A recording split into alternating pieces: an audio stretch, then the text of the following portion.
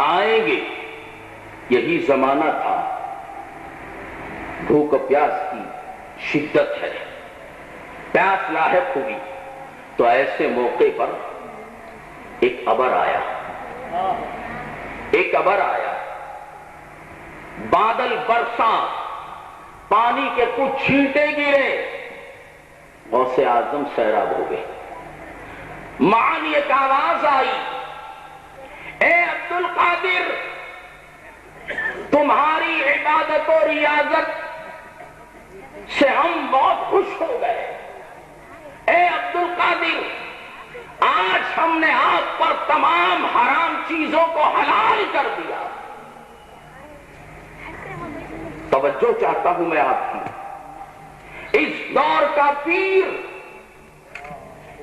اپنے آپ کو حرام غذا سے نہیں بچاتا، ایسا پیر جو نماز بھی نہیں پڑھتا، روزہ بھی نہیں رکھتا، وہ پیر نہیں ہو سکتا۔ میں تو یہ کہوں گا پیر ضرور ہو سکتا ہے، اس لیے کہ پیر اور پیر میں ایک نقطے کا بھی ہیر پھیر نہیں ہے، صرف انداز اگر بدل جائے تو معنی بدل جاتا ہے۔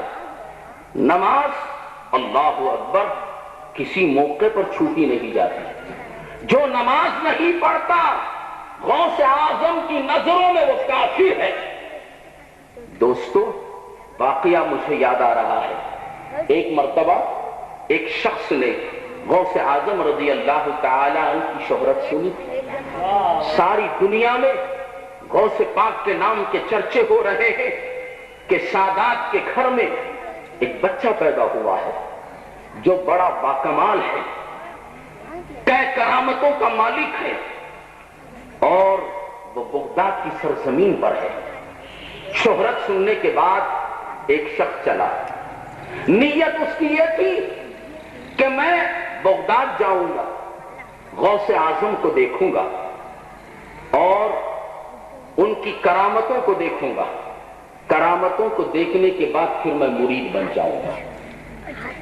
ساز و سامان باندھ لیا، اس نے بھی پوٹلی باندھ لی، ہو سکتا ہے کہ اس میں روٹیاں بھی تھی ہوگی، پانی بھی تھا ہوگا، توشہ بھی تھا ہوگا، اس لیے کہ پوٹلی میں سب کچھ ہوتا ہے، سب کچھ اس میں ہوتا ہے۔ لیا چلا، خانقاہ غوث اعظم میں پہنچا۔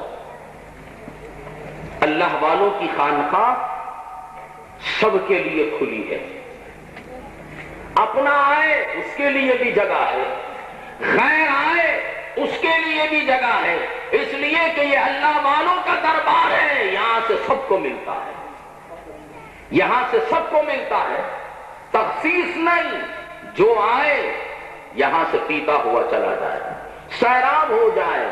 خانقاہ میں پہنچا،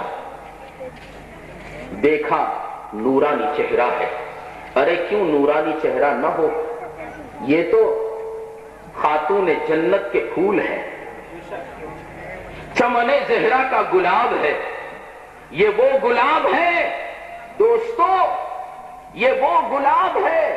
کربلا میں کٹنے کے بعد، کربلا میں کٹنے کے بعد یہ گلاب کے پھول پیدا ہوئے، وہاں تو صرف دو پھول تھے۔